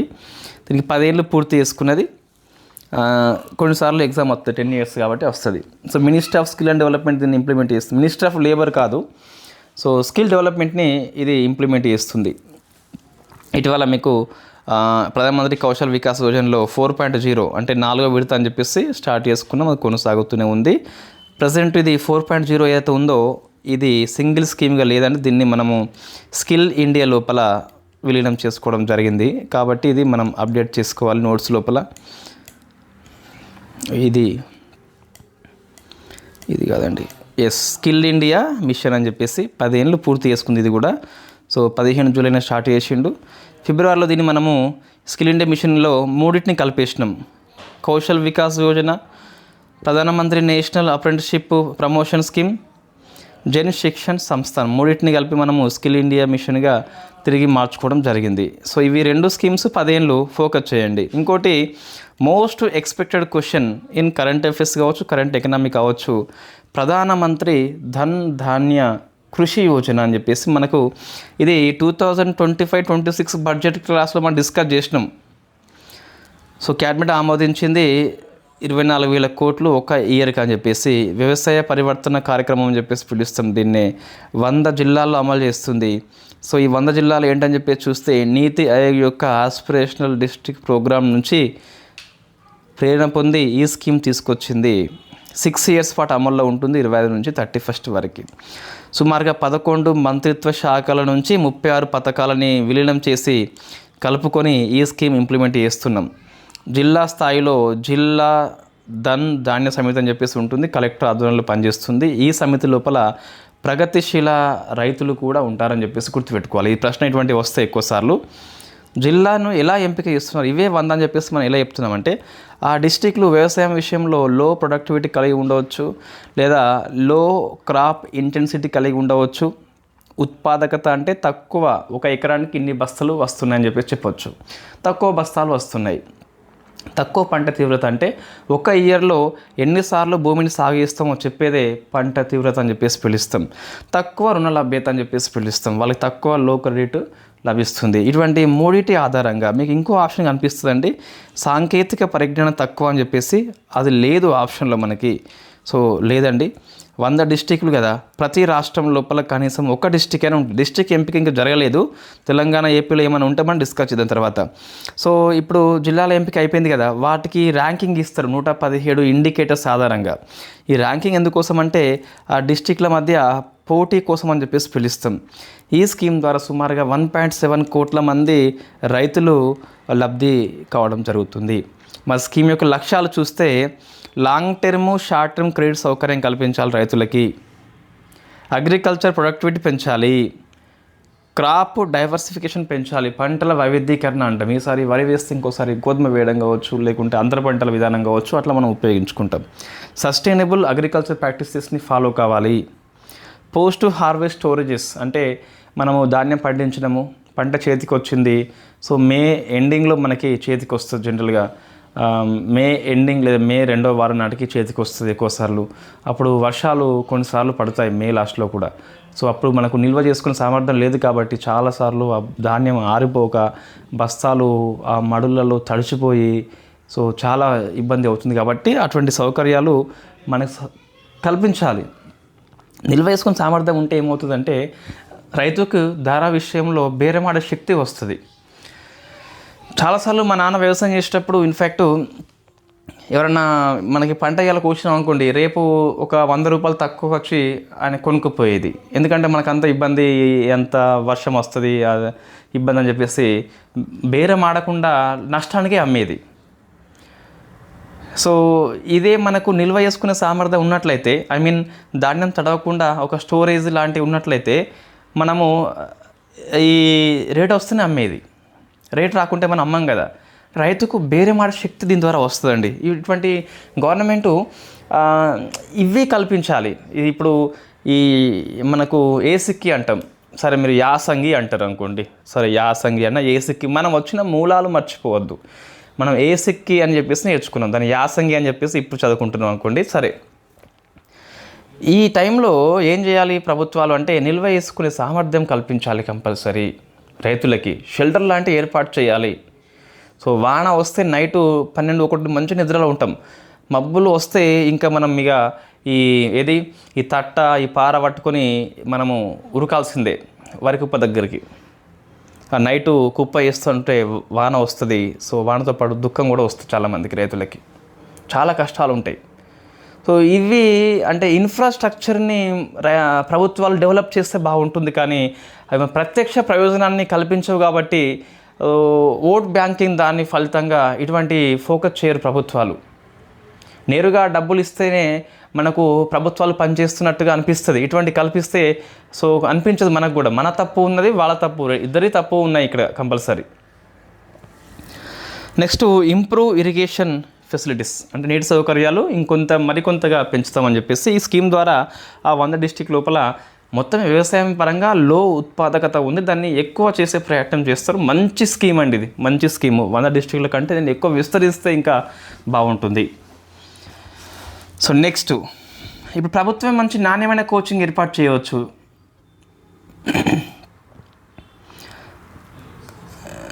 మళ్ళీ టాపిక్ అది వేరే పోతుంది, అవసరం లేదు మనకి. సో నెక్స్ట్, ఈ యానిమల్ హస్బెండరీ మరియు పౌల్ట్రీ ఏవైతే ఉన్నాయో ఇవి వ్యవసాయ అనుబంధ రంగాలని చెప్పేసి పిలుస్తాం మనం. బట్ మహారాష్ట్ర ప్రభుత్వం ఏం చేసిందంటే వీటికి వ్యవసాయ హోదా ఇచ్చింది. I think it is first స్టేట్గా మనకి హిందూ పేపర్ ఇచ్చింది కాబట్టి చదువుకోవచ్చు. అంటే మనకి పశువుల ఇది పెంపకం ఉంది కదా, కోళ్ళ పెంపకం అనేది మనం వ్యవసాయ అనుబంధ రంగాలుగా పిలుస్తాం. మహారాష్ట్ర మాత్రం వ్యవసాయంగా ట్రీట్ చేస్తుంది కాబట్టి ఇది ఫస్ట్ రాష్ట్రం కాబట్టి కొంచెం ఫోకస్ చేయాలి. ఇవి ఎకనామీ ఆర్టికల్స్. ఇంకోటి ఉందండి, 6 ఏళ్ల కనిష్టానికి ఇన్ఫ్లేషన్ వచ్చింది. సో జూన్ మాసం లోపల 2.1, తెలంగాణ చూస్తే -0.93. ధరల పెరుగుదల కాదు కదా, ధరల తగ్గుదల అని చెప్పేసి పిలుస్తాం. It is called deflation. So ప్రతి ద్రవ్యోల్బణం నమోదైంది తెలంగాణ విషయంలో ఫస్ట్ టైం. సో ధరల తగ్గుదల అంటే it is good news. Big no అండి, ఇంకా మీకు పట్టట్లే కానీ ఏదో బిగ్ నో అని చెప్పేసి పిలుస్తాం. సో ఎందుకంటే ధరలు తగ్గినప్పుడు డిమాండ్ తగ్గిపోతుంది, డిమాండ్ తగ్గిపోయినప్పుడు ఇన్వెస్ట్మెంట్ తగ్గిపోతుంది. ఇవి రెండు తగ్గితే గ్రోత్ కూడా తగ్గిపోతుంది. డిమాండ్ లేదు వస్తువుకి, ఇన్వెస్ట్మెంట్ ఏం చేస్తామండి? ఇన్వెస్ట్మెంట్ చేయకుంటే వస్తు సేవలు ఉత్పత్తి కావు, అవి రెండు ఉత్పత్తి కాకుండా జీడిపి తగ్గిపోతుంది. దీర్ఘకాలికం లోపల ప్రతి ద్రవ్యోల్బణం చాలా కీడు చేస్తుంది. దీన్ని ప్రభుత్వం గొప్ప చేసి చెప్తుంది, మా ప్రభుత్వం లోపల ధరలు తగ్గుదల అయినని చెప్పేసి చెప్తుంది. షార్ట్ టైంలో బెనిఫిట్ ఉంటుంది కానీ లాంగ్ టర్మ్ లోపల నష్టమే చేస్తుంది. ఇన్వెస్టర్స్ రారు, ఇన్వెస్ట్మెంట్ చేయరు. ఓకే అండి, ఇన్ఫ్లేషన్ పాఠం చాలా ఇంట్రెస్టింగ్గా, చాలా లైవ్ ఎగ్జాంపుల్తో ఉంటుంది. నెక్స్ట్ స్పేస్ చూస్తే ధ్రోర్ 1 అండి, అది ధ్రోర్ అని చెప్పేసి పిలుస్తాం. ఇజ్రాయెల్ యొక్క కమ్యూనికేషన్ ఉపగ్రహము. సో రాకెట్ వచ్చేసి ఫాల్కన్ 9 ద్వారా పంపించారు, but not much important. Axiom 4 మిషన్ మనము లాస్ట్ మంత్లో డిస్కస్ చేసినామండి, దానికి కొంచెం అప్డేట్స్ రాసుకోవాలి. సో మనం కొత్త అంశాలు చెప్తాను, ఇది అవసరం లేదు మనం డిస్కస్ చేసినాం. ఫాల్కన్ 9 ఎక్కడి నుంచి పంపారు, డ్రాగన్ పేరేంటి, ఇదంతా మనం డిస్కస్ చేసినాం ఆల్రెడీ. సో మిషన్ వ్యవధి అని చెప్పేసి 14 days ఉంటుంది, బట్ వాళ్ళు ఒక 4 days ఎక్కువ ఉన్నారు, డిస్కస్ చేయాలి, ఇది ఒకటి రాసుకోవాలి. సో మిషన్ 14 days, ఒక 4 days ఎక్కువ ఉన్నారు వాళ్ళు. ఇంకా ప్రయాణం పోంది రాంది కౌంట్ చేస్తే 20 రోజులు అని చెప్పేసి పిలుస్తాం. సో కాలిఫోర్నియా తీరానికి సమీపంలో వీళ్ళు పడిపోవడం జరిగింది. సో ఈ పేర్లు మనకు తెలుసు ఆల్రెడీ. ఫస్ట్ ఇండియన్ ISSలోకి. నెక్స్ట్ రోజెస్ లోపల ఫస్ట్ ఇండియన్ ఎక్కువ కాలం కలిపింది. ఇదంతా మనం డిస్కస్ చేసినామండి, మళ్ళీ పేపర్లో వచ్చింది ఎక్స్ప్రెస్లో. సో ఇవి రాసుకోవాలి మనకి. ఇవి కూడా కొన్ని డిస్కస్ చేసినాం మనం, ఐ థింక్ లాస్ట్ మంత్ లోపలనే. ప్రయోగాలు చూస్తే మీకు మయోజెనసిస్ అని చెప్పేసి పిలుస్తాం. దీంట్లో గుర్తుపెట్టుకోండి, శుభాం శుక్ల చేసే ప్రయోగాలు వేరుగా చదువుకోవాలి, ఇతర ప్రయోగాలు వేరే చదువుకోండి. ఇవన్నీ శుభాం శుక్లయే, అంటే మన వ్యక్తి ఇస్రో అని చెప్పేసి. ఈ మైక్రోగ్రావిటీ విషయంలో కండరాలు నష్టపోతాయి, మజిల్స్ లాస్ అవుతుంది. ఈ మజిల్స్ రాకుండా సప్లిమెంట్స్ని కొన్నిటిని ఉపయోగించిండు, అవి ఎంతవరకు పనిచేసినా అని చెప్పేసి ప్రయోగించారు. దీన్నే మనకి మయోజెనసిస్గా పిలుస్తాం. అంటే ఈ మైక్రోగ్రావిటీ ఫలితంగా, అంటే మనకి గ్రావిటీ ఫోర్స్ తగ్గిపోతుంది పైనకి వెనుకలది. సో ఇది లేని కారణంగా మజిల్ లాస్ అవుతుంది. ఆ లాస్ని సప్లిమెంట్స్ ఎంతవరకు కాపాడినా అని చెప్పేసి ఒక టెస్ట్ మన సుభాష్ శుక్లా చేసిండు, అది గుర్తుపెట్టుకోండి. నెక్స్ట్ విత్తనాల పెరుగుదల ఏంటి, ఈ మేతి ఉన్ను గ్రీన్ గ్రామ్, పెసలు మెంతులు అని చెప్పేసి IIT ధార్వాడ్ యొక్క ప్రయోగం. ఇది మనం డిస్కస్ చేసినాం మళ్ళీ ఇక్కడ అవసరం లేదు. మైక్రో ఆల్గే అధ్యయనం, ఇది మనం డిస్కస్ చేసినాం ఆల్రెడీ. సైనోబ్యాక్టీరియా డిస్కస్ చేసినాము. టార్టిగ్రేడ్ అంటే డిస్కస్ చేసినాం మనం. ఓన్లీ ఇది ఒకటి రాసుకుంటే అయిపోతుంది అంతే. హమ్ రేడియో అని చెప్పేసి దీన్ని అమేచర్ రేడియో పిలుస్తాము. అంటే రేడియో సంకేతాలు ఉపయోగించి ఇంటర్నెట్ సౌకర్యం లేకపోయినా అక్కడ నుంచి కిందికి మాట్లాడచ్చు అన్నట్టు, అదే మనకి హమ్ రేడియో అని చెప్పేసి పిలుస్తాం. ఇండియాలో ఈ రేడియో మనం ఉపయోగించాలంటే 12+ ఏజ్ కలిగి ఉండాలని చెప్పేసి మన పేపర్లో వచ్చింది, ఒకసారి చూసుకుని సరిపోతుంది. ఇక్కడ ఏం లేదండి, ఇక్కడ ఇది మనకు ఆల్రెడీ రిపీటెడ్ ఆర్టికలే, మొన్న కిందికి వచ్చింది కాబట్టి మళ్ళీ ఒకసారి రాసినాం అంతే. So last month current affairs ఇది కూడా. ఇప్పుడు డిఫెన్స్ ఆర్టికల్స్ మనకి ఇక. సో నెక్స్ట్ పృథ్వీ 2 అని చెప్పేసి ఒకేసారి 3 పంపిణలండి, అంటే ఒకసారి 2, ఇంకొక తెల్లారినాక ఇంకొకటి పంపిణలు. ఇది పృథ్వీ 2 ఒకటి, అగ్ని 1 ఒకటి, ఆకాష్ ప్రైమ్ అని చెప్పేసి ఈ మూడింటిని మనం డిఫెన్స్ కరెంట్ అఫైర్స్లో డిస్కస్ చేసినాం. ఇప్పుడు వార్తల్లో వచ్చినాయి, అవి ఎప్పుడు వార్తల్లోనే ఉంటాయి. అందుకే defence current affairs I request you అండి, ఇక వ్యూస్ కోసం కాదు, దేనికోసం కాదు, ఫస్ట్ ఆ వ్యూస్ అనే మెంటాలిటీ మీరు తీసేయండి. ఫస్ట్ అయితే డిఫెన్స్ 24 ఆ అప్డేట్ క్లాస్ ఏదైతే ఉందో అది మళ్ళీ మనం 25 చేస్తాం, కానీ చాలా బాగా పనికి వస్తుందండి. చూడండి ఇప్పుడు నోట్స్ మొత్తం అదే. ఇది పృథ్వీ 2 విజయవంతమైంది, ఒడిషా తీరంలో ప్రయోగించారు. షార్ట్ రేంజ్ మిస్సైల్ మనకు తెలుసు, it is ballistic missile discuss చేసినాం మనం. ఇది ఇంటిగ్రేటెడ్ మిస్సైల్ డెవలప్మెంట్ ప్రోగ్రామ్ లోపల ఫస్ట్ది మనం డిస్కస్ చేసినాం ఆల్రెడీ. సింగిల్ స్టేజ్ ఉంటుంది, లిక్విడ్ ఫ్యూల్ అని చెప్పేసి ఉంటుంది, డిస్కస్ చేసినాం మనం ఆల్రెడీ. ఈ పృథ్వీ 1, 2, 3 అని చెప్పేసి ఉంటాయి. ఈ పృథ్వీ 1 ఆర్మీ కోసము, పృథ్వీ 2 ఎయిర్ ఫోర్స్ కోసము, పృథ్వీ 3 నేవీ కోసము. అయితే మీరు ఒకసారి దీనికోసము పెద్ద క్లాస్ చూడండి, మీకు నెమ్మదిగా మంచిగా బోర్డు మీద ఎక్స్ప్లెనేషన్ ఇస్తూ చెప్పడం జరిగింది. ఈ పృథ్వీ 1, 2 అనేవి సింగిల్ స్టేజ్లో ఉంటాయి, లిక్విడ్ ఫ్యూయల్ కలిగి ఉంటాయి. 3 మాత్రము 2 స్టేజెస్ కలిగి ఉంటుంది. సో పృథ్వీ 1ని మీకు దీన్ని రీప్లేస్మెంట్ చేసినాం మనం, ప్రహార్ అని చెప్పేసి తీసుకొచ్చినాం. ఈ పృథ్వీ 1లో ఇక్కడ రావాలి సారీ. సో పృథ్వీ 1లో మీకు ఇన్ఫ్యాక్ట్ లిక్విడ్ ఫ్యూయల్ ఉంటే దీంట్లో మనము పోసింది సాలిడ్ ఫ్యూయల్, దాని పేరే ప్రహార్ అండి. పృథ్వీ 1లో లిక్విడ్ ఫ్యూయల్ ఉన్నది, అప్డేట్ చేసుకొని ఈ 1 ప్లేస్లో మనం ప్రహార్ తీసుకొచ్చినాం. ప్రహార్లో మాత్రం మీకు గణేంద్రం కనిపిస్తుంది. ఈ ప్రహార్ని మరింత అడ్వాన్స్డ్గా రూపొందిస్తూ వచ్చిందే ప్రణాష్. ఇప్పుడు చూస్తే మీకు క్లియర్గా పృథ్వీ 1 అండి లిక్విడ్ ఫ్యూయల్, దీన్ని మనం సాలిడ్ ఫ్యూయల్తో నింపితే ఇది ప్రహార్గా మారిపోయింది. ప్రహార్ మరింత మెరుగుపరిస్తే వచ్చిందే ప్రణాష్. క్లియర్ మనకి ఇది. నెక్స్ట్ చూస్తే పృథ్వీ 3 మీకు నెవీ కోసం ఉపయోగిస్తాం. పృథ్వీ 3 యొక్క రూపాంతరం పేరే ధనుష్గా పిలుస్తాం. షిప్ టు షిప్ దీన్ని ప్రయోగిస్తాం. ఇది మన పృథ్వీ గురించి అండి, సరిపోతుంది. సో 2 సింగిల్ స్టేజ్లో ఉంటే పృథ్వీ 3 వచ్చేసి డబుల్ స్టేజ్లో ఉంటుంది. నెక్స్ట్ అగ్ని 1 మనం ప్రయోగించడం, ఇది మనం డిస్కస్ చేసిన మాట్లాడి. అగ్ని 1 ఎప్పుడు ఫుల్ సార్లు అయిపోయింది. ఇది ఒడిషా తీరం లోపల మనం దీన్ని ప్రయోగించాం, సక్సెస్ కూడా అయిపోయింది. షార్ట్ రేంజ్ బాలిస్టిక్ మిసైల్ ఉంటుంది అగ్ని 1లో, మీడియం కూడా ఉంటుంది. మొన్న ప్రయోగించింది మాత్రం షార్ట్ రేంజ్ అండి. సో మీకు అగ్ని 1 స్టార్టింగ్లో IGMDP లోపల ఉన్నప్పుడు షార్ట్ రేంజే ఉండేది. ఇటీవల మన 24 ఇయర్లో దీన్ని మనము అప్డేట్ చేసుకొని మీడియం రేంజ్ స్థాయికి కూడా ప్రయోగించినాం. నిన్న ప్రయోగించింది మాత్రం మీకు షార్ట్ రేంజ్ అని చెప్పేసి పిలుస్తాం. ఇది solid fuel, single stage, nuclear capable ఉంటుంది. అంటే న్యూక్లియర్ కేపబుల్ అంటే అణ్వాయుధాలను మోసుకెళ్తుంది. ఈ 2 మిసైల్స్ని మనము ఒకేసారి ప్రయోగించినాం కాబట్టి ఒక రికార్డు మీకు. న్యూక్లియర్ కేపబుల్ ఉన్న 2 మిసైల్స్ని ఒకే రోజు ఒకే సమయం లోపల మనం టెస్ట్ చేసినాం కాబట్టి పృథ్వీ 2, అగ్ని 1 2 గుర్తుపెట్టుకోవాలి. సో వీటి గురించి మరింత అగ్ని 2, 3, 4, 5, అగ్ని 5 లోపల ఇంకోటి MIVR అని చెప్పేసి ఉంటుంది కదా, ఇవన్నీ మనము పెద్ద క్లాస్లో డిస్కస్ చేసి ఉన్నాము. ఒకసారి చూసుకోండి, బాగా అర్థమవుతుంది. డిఫెన్స్లో మరొక ఆర్టికల్ చూస్తే తలిస్మాన్ సబ్రే, ఇది ఇండియా ఆస్ట్రేలియా అమెరికా కండక్ట్ చేస్తాయి. ద్వైవార్షిక విన్యాసం అని చెప్పేసి పిలుస్తాం. ఈసారి ఆస్ట్రేలియా హోస్ట్ చేసింది, దాంతోపాటు పాపువా న్యూగినియా హోస్ట్ చేసింది. సో మల్టీలాటరల్ సుమారుగా 19 కంట్రీస్ పాల్గొన్నటువంటి మిలిటరీ విన్యాసం పేరే ఈ తాలిస్మాన్ సబ్రే అని చెప్పేసి పిలుస్తాం. ఇండియా ఫస్ట్ టైం హాజరైంది కాబట్టి మీకు వార్తల్లో వచ్చింది. నెక్స్ట్ గంగోత్రి అండ్ ద్వారకా అని చెప్పేస్తున్నది. గంగోత్రి అండ్ ద్వారకా అని చెప్పేసి పిలుస్తాం. ఇది ఫెర్రీస్, ఇవి రోల్ ఫెర్రీస్, అంటే మనుషుల్ని మోసుకెళ్తే దానిపాటు వాహనాలని కూడా ఈ 4 వీలర్ లాంటివి మోసుకెళ్తాయి అన్నట్టు. పడవలే కొంచెం అప్డేట్ చేస్తే వచ్చిందే ఫెర్రీ అని చెప్పేసి పిలుస్తాం. సో గోవాలోని మండోవి నదిలో వీటిని స్టార్ట్ చేయడం జరిగింది. వెస్ట్ ఫ్లోయింగ్ రివర్ అని చెప్పేసి పిలుస్తాం.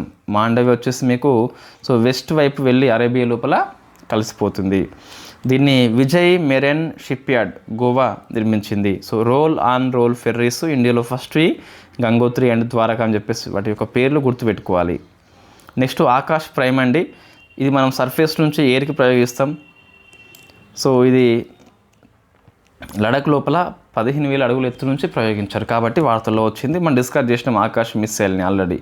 ఆకాష్ యొక్క నెక్స్ట్ జనరేషన్ ఆకాష్ ఎన్జీ అని చెప్పేసి పిలుస్తాం. అది మనం డిస్కవర్ చేయడం జరిగింది ఇంతకుముందు.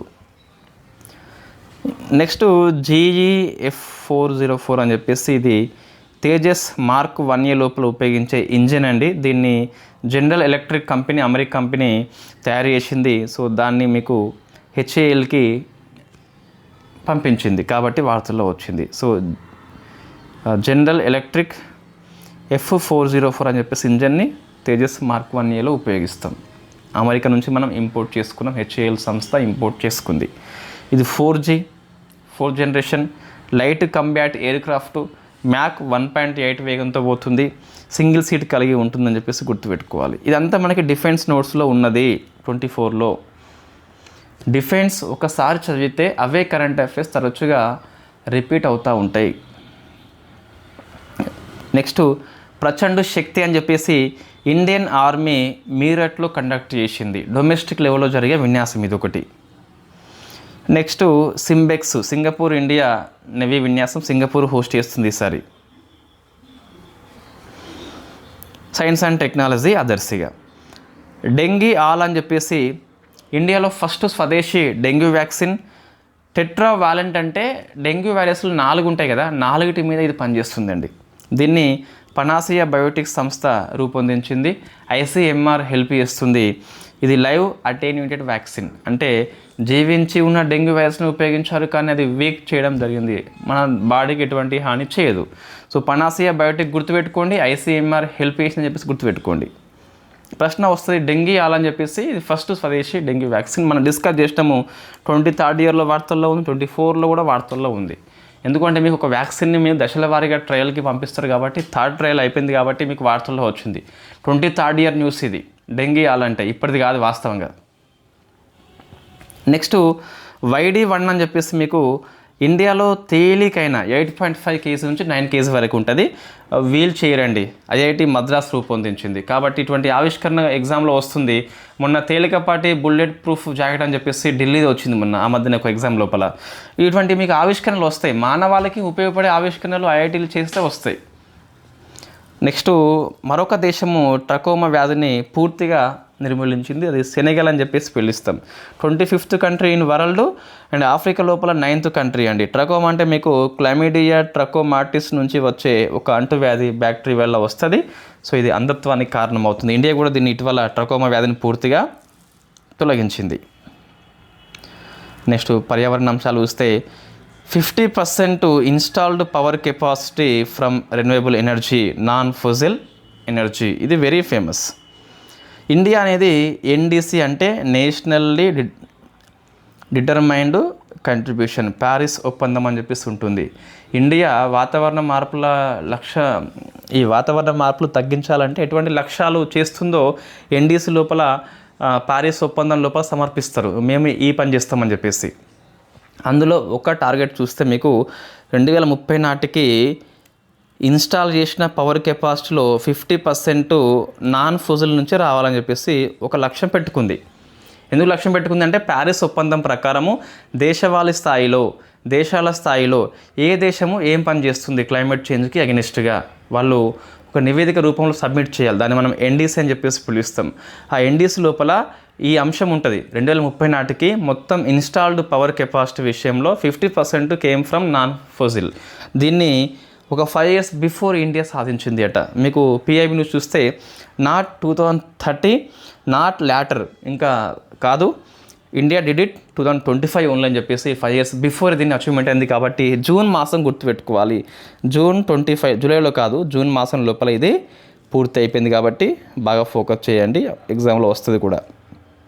నెక్స్ట్ ఇంకా స్వచ్ఛ సర్వేక్షణ్ అని చెప్పేసి ministry of housing and urban affairs conduct చేస్తుంది. సో ఈసారి థీమ్ చూస్తే రెడ్యూస్, రీయూస్, రీసైకిల్ అండి. మొత్తం 5 కేటగిరీ లోపల అవార్డ్స్ ఇస్తారు. మరి మనం గుర్తుపెట్టుకోవాలంటే ఎగ్జామ్లో క్వశ్చన్స్ వస్తున్నాయి. తెలంగాణ, ఏపీలో ఏమైనా అవార్డు వస్తే అది కూడా గుర్తుపెట్టుకోండి. సో సూపర్ స్వచ్ఛత లీగ్ అండి, ఇది కొత్తగా వచ్చింది. ఇందులో మొత్తం 5 కేటగిరీస్ ఉంటాయి. మళ్ళీ 10 lakh కంటే ఎక్కువ ఉన్న జనాభాలో first rank goes to Indore, second Surat, Vijayawada 4th, Hyderabad 6th. Next 3 to 10 lakh population జనాభా విషయంలో వస్తే first rank goes to Noida, second Chandigarh, third Mysore, 10th వచ్చేసి గుంటూరు అండి. పాపులేషన్ 50,000 నుంచి 3 లక్షలు ఉంటే గిట్ట first rank goes to Delhi, second Tirupati. 20 నుంచి 50,000 మధ్యన ఉంటే first rank goes to Vita. 20K కంటే తక్కువ ఉంటే first rank goes to Panchgani. ఇవన్నీ గుర్తుపెట్టుకోవాలి. మరి మన ఎగ్జామ్ 6 months లోపల ఉంటే గుర్తుపెట్టండి, లేకుంటే స్కిప్ చేయండి. నెక్స్ట్ స్వచ్ఛ షహర్ కేటగిరీ లోపల అంటే మొత్తం చూస్తే so first rank goes to Ahmedabad, second rank goes to Bhopal. ఇది ఈ 10 lakh తక్కువ జనాభా విషయంలో. ఇది 3 to 10 lakh ఉంటే first rank goes to Meera Bhayandar, second rank goes to Bilaspur. 50,000 నుంచి 3 lakhs ఉంటే first rank goes to devas. ఇది అంతా అవసరం లేదండి. ఇది స్పెషల్ కేటగిరీలో చూస్తే స్వచ్ఛ మహాకుంభ్ ఎవరికి ఇవ్వలేదు. గంగా టౌన్ విషయంలో ఏపీ చూస్తే విశాఖపట్నం అని చెప్పేసి మైండ్లో పెట్టుకోండి, సరిపోతుంది. కంటోన్మెంట్ బోర్డు విషయంలో first rank goes to our Secunderabad cantonment board. Promising Swachh Shahar విషయం లోపల ఇది రాష్ట్రం నుంచి ఒక ప్రాంతానికి ఇచ్చిండ్రు. ఏపీలో విజయవాడ, రాజమండ్రి ఉంటే తెలంగాణ లోపల గ్రేటర్ హైదరాబాద్ అని చెప్పేసి పిలుస్తాం. ఇవి గుర్తుపెట్టుకోవాల్సిందే. మరి వేరే ఏముంది మార్గం? కోడ్స్ ఉంటాయి వీటికి? ఏమన్నా ఏం లేదు, కోడ్స్ ఏం లేవు.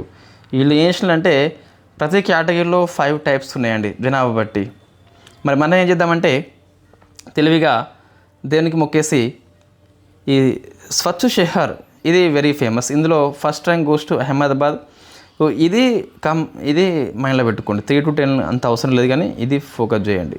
ఫస్ట్ది కాబట్టి, ఎక్కువ సిటీస్ కాబట్టి.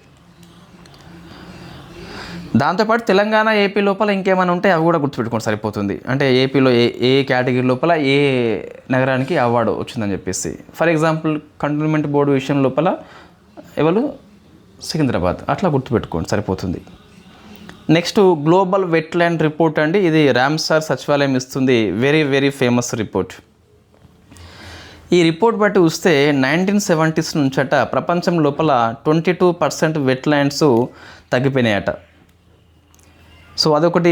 నెక్స్ట్ ఇంకా ఈ రిపోర్ట్లో ఏముంటుందంటే రామ్సార్ కన్వెన్షన్కి మన COP15 కాన్ఫరెన్స్ ఆఫ్ పార్టీస్ అని చెప్పేసి పిలుస్తాం కదా. ఈసారి జూలై మాసంలోనే విక్టోరియా జలపాతం హోస్ట్ చేస్తుంది ఫ్రమ్ జింబాబ్వే. నెక్స్ట్ ఇంకొకటి చూస్తే ఇది రిపోర్ట్ లోపల ఈ వెట్లాండ్ రక్షణ కోసం అని చెప్పేసి ప్రపంచంలో ఫస్ట్ బ్లూ బాండ్ జారీ చేసిన దేశం పేరు సీషెల్స్. గుర్తుపెట్టుకోండి, blue bond for wetlands only. ఏ కంట్రీ? సీషెల్స్. గుర్తుపెట్టుకోండి, సరిపోతుంది. సో బ్లూ అంటే సముద్రము, సీ అంటే సముద్రమే, అట్లా మనం గుర్తుపెట్టుకోవచ్చు ఈజీగా, పెద్ద విషయం లేదు ఇక్కడ. ఈ COP15 ఎక్కడంటే Victoria water falls from Zimbabwe. So COP అంటే ఏంటంటే ఆ రామ్సార్ ఒప్పందం లోపల జరిగే అత్యున్నతమైన నిర్ణయాధికార సంస్థ అని చెప్పేసి పిలుస్తాం. నెక్స్ట్ జాగ్రఫీ అండి.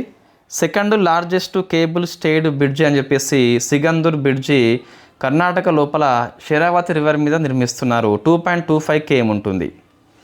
సో కర్ణాటక లోపల ఈ river very famous. Why? Because it is west flowing river. West flowing rivers very famous.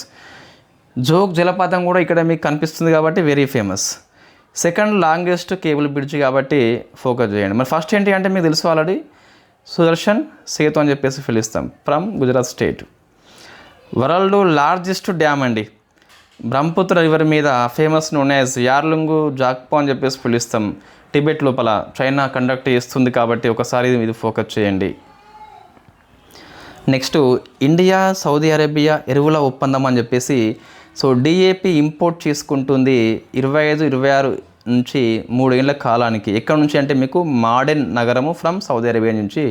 ఈ 3 సంస్థలు అండి, IPL, KRI, BHCO, కోరమండల్, ఇవి 3 సంస్థలు ఇండియా అయితే మాడెన్ ఫ్రమ్ సౌదీ అరేబియా ఇక్కడ నుంచి ఇంపోర్ట్ చేసుకుంటుంది DAPని. యూరియా తర్వాత ఇండియాలో ఎక్కువ వాడే ఎరువు పేరు డిఏపి అని చెప్పేసి పిలుస్తాం. నెక్స్ట్ బొలివియాకి ఇండియా వ్యాక్సిన్ మైత్రి అని చెప్పేసి స్కీమ్ ఉంది కదా, దాని కింద మిజిల్స్ రుబెల్లా వ్యాక్సిన్ 3 లక్షల డోసెస్ పంపిస్తుంది ఈ బొలివియా కంట్రీ, గుర్తుపెట్టుకోండి.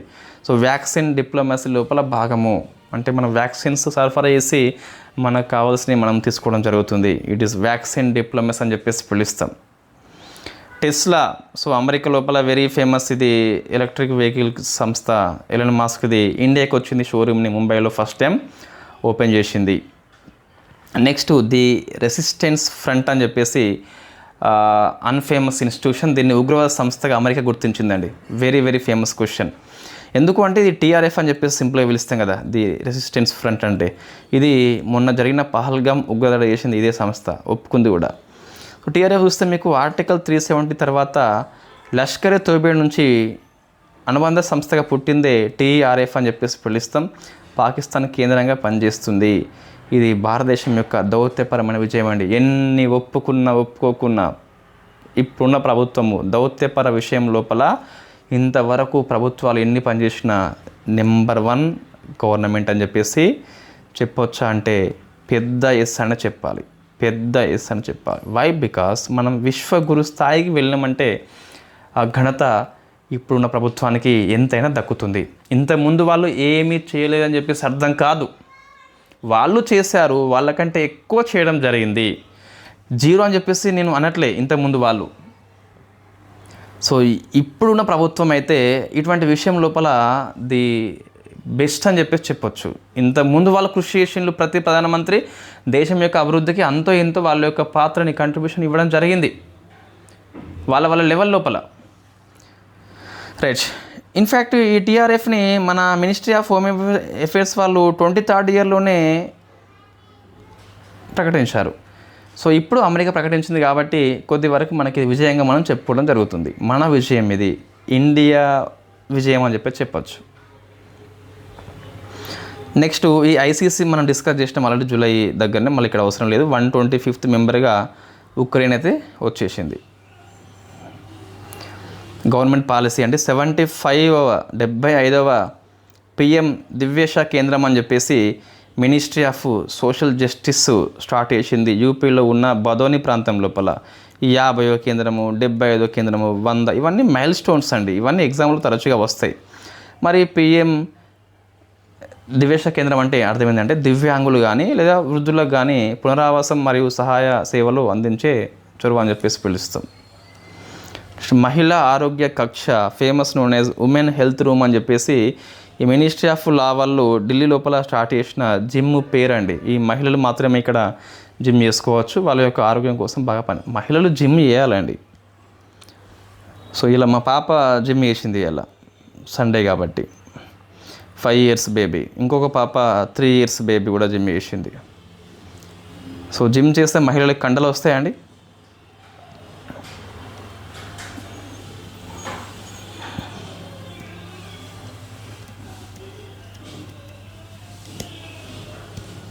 నో.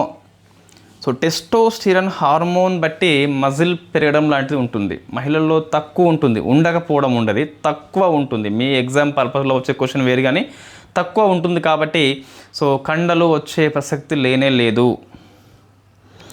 కొంతమంది అంటారు జిమ్కి పోతే కండలు వస్తే మహిళలకు ఏమొస్తాయి కండలు? ఇక్కడ ఉంది. వాళ్ళు ఏమన్నా డ్రగ్స్ లాంటి హార్మోన్స్ ఇంజెక్ట్ రూపంలో తెస్తే తప్పించి రావండి.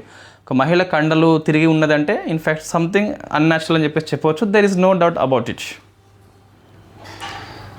సో నెక్స్ట్ సమ్మిట్స్ అండి. సెకండ్ బిమ్స్టెక్ పోర్ట్ సమ్మిట్ మనం లాస్ట్ మంత్లో డిస్కస్ చేసినాం. మళ్ళీ ఇది సో ఏపీలో జరిగింది, విశాఖ లోపల. థీమ్ ఏంటి అంటే navigating the future, blue economy, innovation and sustainable partnerships. So మరి అవుట్కమ్స్ ఏమున్నాయా అంటే బిమ్స్టెక్ కంట్రీస్ మనం డిస్కస్ చేసినాం మళ్ళీ చాలాసార్లు, మళ్ళీ ఇక్కడ అవసరం లేదు. అగ్రిమెంట్స్ ఉన్నాయంటే ఉన్నాయని చెప్పాలి. ఏమున్నాయి ఇక్కడ అవుట్కమ్స్ అంటే agreement on maritime transport cooperation అని చెప్పేసి. సో ఇది ఇంతకుముందే మనకి 25th ఇయర్లో జరిగిన బిమ్స్టెక్ మీటింగ్లోనే సంతకాలు చేసినాం.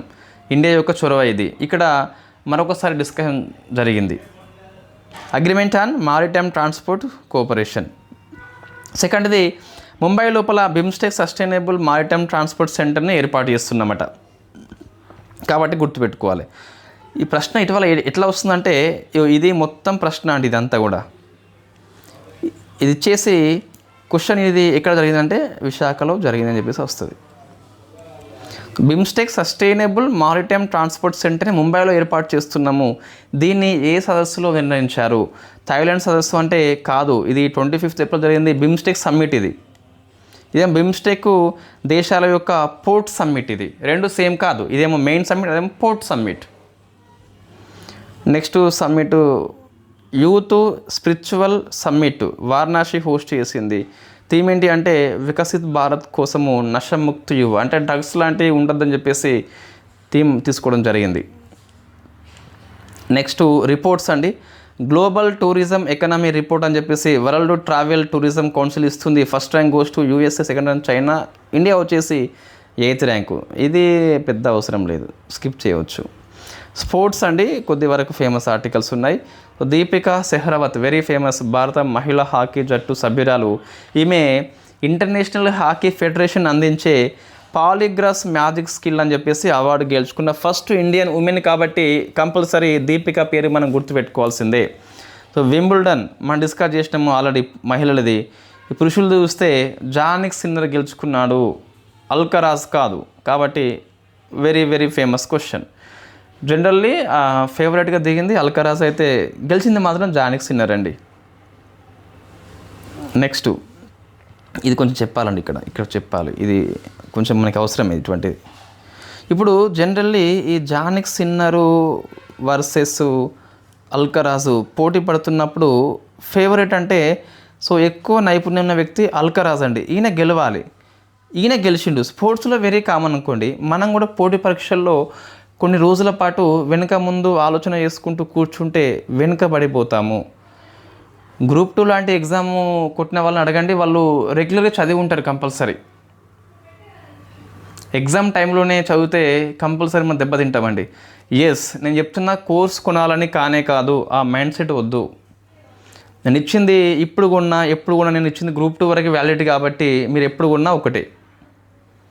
3 months 6 months ఇచ్చే వ్యాలిడిటీ విషయంలో వేరు వాళ్ళు, మీరు మళ్ళీ కొంటారని చెప్పేసి అనుకోవచ్చు. ఇక్కడ నేను చెప్పేది గ్రూప్ 2 వరకు ఇచ్చినాయి కాబట్టి కోర్సు ఇప్పుడే కొనాలని చెప్పేసి మీకే ఉపయోగం కదా. నేను గ్రూప్ 2 వరకు ఇచ్చిన మీకు వ్యాలిడిటీ కాబట్టి ఎగ్జామ్ ఇప్పుడు జరిగినా మీకు ఇబ్బంది లేదు వ్యాలిడిటీ విషయం లోపల. సో అయితే నేను ఏం చెప్తున్నా, మీరు ఒక 6 months బుక్స్ను వదిలేయండి, ఇంకా మళ్ళీ ఫస్ట్కి వస్తారు. సరే కాన్సెప్ట్ కొద్ది వరకు ఉండొచ్చు, కానీ మోస్ట్లీ మనం మర్చిపోతామండి ఎక్కువసార్లు. కాబట్టి పూర్తిగా అన్నీ బంద్ చేసి గ్రూప్ 2 మీదనే కూర్చోమని అనట్లే. ఆర్థికంగా బలహీనత ఉన్నప్పుడు జాబ్ చేయాల్సిందే. జాబ్ చేస్తున్న క్రమంలోపనే రోజుకు 3 to 4 hours మనం కేటాయించుకోవాలి. ఎట్లా కేటాయించుకోవాలంటే మనం ప్లాన్ చేసుకోవాలండి. మనం 9 to 5 జాబ్ నేను కూడా ఇస్తున్నా, 9 to 5 job. So I have 3 children. Balancing మనం చేసుకోవాలి అంతే. ఇంకా అంటే ఏం చేయాలి, మనం చేస్తున్న పనికి అండ్ మన రూమ్కి పరిమితం అయిపోవాలి అంతే. ఇంకా బయట వాళ్ళని కలిస్తే బై టాటా చెప్పడమే, సిగ్గుపడకుండా. ఇలా కొన్ని రోజులు ఫాలో అయితే వాళ్ళే నిన్ను ఇబ్బంది చేయరు. ఓకే అండి. సో సింపుల్గా మర్చిపోయే అవకాశాలు ఎక్కువ ఉంటాయి కాబట్టి రెగ్యులర్ చదవాల్సిందే. ఎప్పటికైనా గ్రూప్ 2 సిలబస్ పూర్తి చేయాలంటే చాలా టైం పడుతుంది. నెంబర్ ఆఫ్ రిఫరెన్స్ పుస్తకాలు రిఫర్ చేయాలి. సిలబస్ వ్యాస్ట్ సిలబస్, అది వాడు హెడ్డింగ్లో ఒకటి ఇస్తాడు, క్వశ్చన్స్ ఒకటి ఇస్తాడు, అన్నిటిని మనం కవర్ చేసుకోవాలంటే డెప్త్ చదవాలి. ఎగ్జామ్స్ లేని టైమే ఇది మంచి టైము వాస్తవంగా నేర్చుకోవడానికి మనకి. ఓకే అండి, నేను కోర్సులు కొనమని చెప్పట్లేదు. ఏది కొన్నా ఏది కొనకున్నా చదవడం మాత్రం ఆపద్దు. నోటిఫికేషన్లు వస్తే రా విషయం తర్వాత, వచ్చినప్పుడు జాబ్ రావాలంటే మనం చదివి ఉండాలి. అది చిన్న లాజిక్ మనం మర్చిపోవద్దు. ఇప్పుడు ఏపీలో FBO చూడండి, September 7th ఎగ్జామ్ అనుకుంటా. ఐ థింక్ ఎన్ని రోజులు ఉన్నదండి సిలబస్, మనం ఎంత పూర్తి చేయాలి? వాడు సింపుల్గా ఇండియన్ పాలిటీ అన్నాడు అంతే. వాడు రాష్ట్రపతి, ఉపరాష్ట్రపతి, గవర్నర్స్, ముఖ్యమంత్రి, ప్రధానమంత్రి, సుప్రీంకోర్టు, హైకోర్టు, లోయర్ కోర్ట్స్, ప్రాథమిక హక్కులు, సూత్రాలు, విధులు, BSD అవన్నీ చదవాలి. పాలిటీ, ఎకనామీ అంటే ఇంకా మొత్తం ఉంటుంది, సర్వం ఉంటుంది, జాగ్రఫీ మొత్తం ఉంటుంది. వాడు చిన్న వర్డ్స్ ఉపయోగిస్తాడు. మీకు ఇచ్చేది 1 month టైమే. నోటిఫికేషన్లు వస్తే రావా విషయం పక్కన పెడితే, సో మనం చదవాల్సిందే. ఎప్పుడు ఇబ్బంది అంటే మీరు పూర్తిగా వదిలిపెట్టి దీని మీద ఉంటే ఇబ్బంది, మళ్ళీ ఆర్థికంగా వీక్ ఉన్నట్లయితే. అది అండి. నెక్స్ట్ ఇవన్నీ అపాయింట్మెంట్సే. So Doraiswamy LIC CEO cum ఎండీగా వచ్చిండు. ఎఫ్ఎస్ఐబి సిఫార్సు చేసింది. ఈ ఎఫ్ఎస్ఐబి ఏంటి మనం డిస్కస్ చేసినాం ఆల్రెడీ. బ్యాంక్ బోర్డు బ్యూరో అని చెప్పేసి ఉండేది, బీబీబీ అని చెప్పేసి. దీని ప్లేస్లో ఫైనాన్షియల్ సర్వీస్ ఇన్స్టిట్యూషన్ బ్యూరో అని చెప్పేసి వచ్చింది. ఇది ఈ ఆర్థిక సంస్థలు కానీ బీమా సంస్థల యొక్క హెడ్స్ని సిఫార్సు చేస్తుంది. యూలియా స్విరిడెంకో ఉక్రెయిన్ యొక్క మహిళా ప్రధాని కాబట్టి ఫోకస్ చేయండి. బీహార్ స్వీప్ అంటే ఎన్నికల అవగాహన ప్రోగ్రాం. మనం మండే రేపు అండి. సో 6 PM క్లాస్ వస్తుంది. 6 PM వస్తుంది క్లాసు. యూట్యూబ్ లోపల చేస్తాను ఫస్ట్. సో మంగళ గురు శని మీకు పాలిటీ కోర్సులో ఈ నెక్స్ట్ వీక్లో ఇది రాజ్యాంగవాద సంస్థలు అని చెప్పేసి ఉంటుంది కదా. మీకు మంగళవారం ఎన్నికల సంఘం పాఠం ఉంటుంది. సుమారుగా ఒక 4 గంటల వరకు ఈ క్లాస్ ఉంటుందండి. ఎన్నికల సంఘం అంటే చాలామంది ఏం చేస్తారు అంటే, ఈ ఎన్నికల సంఘంలో సభ్యులు ఎవరు, ఒక్కరు ఎప్పుడు ఉన్నారు, 3 మెంబర్స్ ఎప్పుడు వెళ్ళని చెప్పేసి, ఎవరి అర్హత ఏంటి, పదవి కాలం ఏంటి, కథం అయిపోయింది. అట్లా కాదు, 4 అవర్స్కి పైగా ఉంటుంది. There is a content. VVPAT కావచ్చు, నోటా కావచ్చు, ఈవీఎం కావచ్చు, ఎలక్షన్ రీఫార్మ్స్ కావచ్చు, ఓటర్ ఐడి కావచ్చు, ఏపీ కార్డు కావచ్చు, 1 నేషన్ 1 ఎలక్షన్ కావచ్చు, ఓటీ మెథడ్లో వచ్చిన మార్పులు కావచ్చు. మనం ఫస్ట్ 51లో ఉన్న ఎన్నికలు ఎట్లా ఉండే, మొన్న ఎన్నికలు ఎట్లా ఉన్నాయి, వచ్చిన మార్పులు ఏంటి, దశల వారీగా మనం డిస్కస్ చేస్తామండి. ఎన్నికల బాడీ యొక్క స్వాతంత్రత దెబ్బతింటుందా, సో సుప్రీంకోర్టు తీర్పు ఏంటి, ప్రభుత్వం ఎలా స్పందించింది, ఇవన్నీ మనం సుమారుగా 4 అవర్స్ అయితే పడుతుంది. సరే, మనం ఎంత కొంచెము ఫాస్ట్గా దంచుకుపోయినా కూడా 3 అవర్స్ కంటే ఎక్కువనే పడుతుంది. 3 అవర్స్ కంటే తక్కువ అయితే పట్టదు. సో ఇప్పుడు ఏంటి, స్వీప్ అంటే మీకు ఎలక్షన్లో వన్ ఆఫ్ ది కార్యక్రమం, ఇది అవగాహన కార్యక్రమం. బీహార్ ఎన్నికలు వస్తున్నాయి కదా. ప్రచారకర్తలుగా Neetu Chandra, Kranti Prakash Jha, actress and actor. Ajay Kumar Srivastava, HAL director. Abhijit Sethu, national medical commission chairperson. So persons మీకు వార్తల్లో ఉన్న వ్యక్తి ఫౌజా సింగ్ ఇండియన్ అండి. ఇతను ఈ మారథాన్ రన్నింగ్ లోపల వెరీ ఫేమస్, చనిపోయింది కాబట్టి. సో అనే బయోగ్రఫీ పుస్తకం పేరు టర్బెండ్ టోర్నడో అని చెప్పేసి పిలుస్తాం. స్టేట్స్ అండి. ఇండియాలో ఫస్ట్ ఆక్వాటెక్ పార్క్ అస్సాం. ఇండియాలో ఫస్ట్ గిరిజన జీనోమ్ సీక్వెన్సింగ్ ప్రాజెక్టు. సో అంటే గిరిజనులకి ఎక్కువ తలసేమి అని చెప్పేసి, ఎనిమి అని చెప్పేసి వ్యాధులు వస్తాయి కదా. దానికి కారణం ఏంటని చెప్పేసి ఆ జీనోమ్ సీక్వెన్సింగ్ ఫస్ట్ టైం ఒక రాష్ట్రం ట్రై చేస్తుంది. సో రాష్ట్రం పేరు మనం గుర్తుపెట్టుకోవాలి. గుజరాత్ బయోటెక్ సంస్థ దీన్ని రూపొందిస్తుంది. వెరీ ఫేమస్ క్వశ్చన్ అండి అది. ఏపీ చూస్తే రాష్ట్రీయ కృషి విజ్ఞాన జాతీయ స్థాయి పురస్కారం పాపారావుకి వచ్చింది. Green hydrogen, green ammonia plants అని చెప్పేసి ఒక యూకే సంస్థ, ఒక పోలాండ్ సంస్థ స్థాపిస్తున్న ఏపీ లోపల. ఎంఆర్ సంస్థ యూకే కృష్ణపట్నం లోపల గ్రీన్ అమ్మోనియా plant. JKSH and Hy Infra Poland సంస్థ మచిలీపట్నం లోపల గ్రీన్ హైడ్రోజన్ అండ్ అమ్మోనియా సంస్థ స్థాపిస్తుంది. ఏపీ చూస్తే ఇంకా AP plus campus, AI plus campus అని చెప్పేసి బిట్స్ పిల్ అనే సంస్థ అమరావతిలో ఏర్పాటు చేస్తుంది. ఏపీ స్పేస్ పాలసీ మనం డిస్కస్ చేసినామండి ఆల్రెడీ. బట్ నిన్న గవర్నమెంట్ అఫీషియల్ డాక్యుమెంట్ వచ్చింది కాబట్టి ఇది 5 ఏళ్ల పాటు అమల్లో ఉంటుంది, 25 నుంచి 30 వరకు. ఇందులో ఉన్న గోల్స్ మాత్రం నెక్స్ట్ 10 ఇయర్స్కి పెట్టారు. దీని ద్వారా 25,000 కోట్ల పెట్టుబడులు వస్తాయి, 35,000 జాబ్స్ వస్తాయి. ప్రత్యక్షంగా 5,000, పరోక్షంగా ఒక 30,000 వస్తాయట. దీన్ని ఏపీ స్పేస్ సిటీ కార్పొరేషన్ అని చెప్పేసి ఒక స్పెషల్ పర్పస్ వెహికల్ అనే సంస్థ దీన్ని రూపొందిస్తుంది. స్పెషల్ పర్పస్ వెహికల్ అంటే దానికోసం మాత్రమే అంకితం చేయబడ్డ సంస్థ. 2 స్పేస్ సిటీస్ ఇక్కడ ఏర్పాటు చేస్తున్నారు. ఒకటేమో లేపాక్షి, ఇంకోటేమో రౌతు సురమాల అని చెప్పేసి పిలుస్తాం. తెలంగాణ వస్తే కొత్త రేషన్ కార్డుల పంపిణీ జూలై 14న సీఎం గారు తిరుమలగిరి లోపల స్టార్ట్ చేసిండ్రు. బోనాలు పండుగ మనకు స్టార్ట్ అయింది కదా, వెరీ వెరీ ఫేమస్. 3 సండేస్ అయిపోయింది కాబట్టి ఈ సండే లాస్ట్ అయిపోతుంది.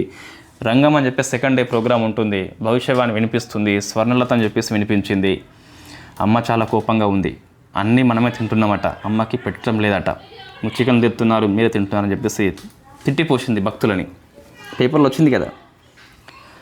సో ఇది బోనాలు అని చెప్పేసి పిలుస్తాం. రంగం చదివింది ఎవరంటే స్వర్ణలత. ఒకసారి టీజీపీఎస్ ఎప్పుడు అడిగిందండి రంగం మీద, కాబట్టి ఒకసారి మీరు ఫోకస్ చేయండి. సో ఇది కరెంట్ అఫైర్స్ అండి. మనము ఇక ఇది ఎప్పుడు 19 వరకు అయిపోయిందా, ఇవాళ 20 కదా, ఇవాళ మన క్లాస్ మళ్ళీ చేయలేం కానీ సో రేపటి నుంచి మనము బోర్డు మీదనే డైలీ కరెంట్ అఫైర్స్ క్లాస్ చేసే ప్రయత్నం చేద్దాం.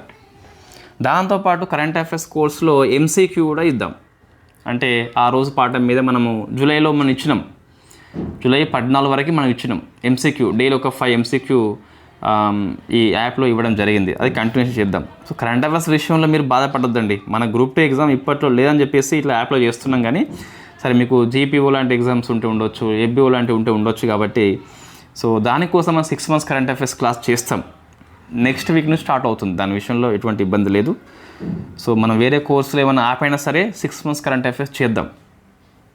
యూట్యూబ్లో కాదు, 6 months కరెంట్ అఫైర్స్ యాప్లో చేద్దాం. So thank you very much.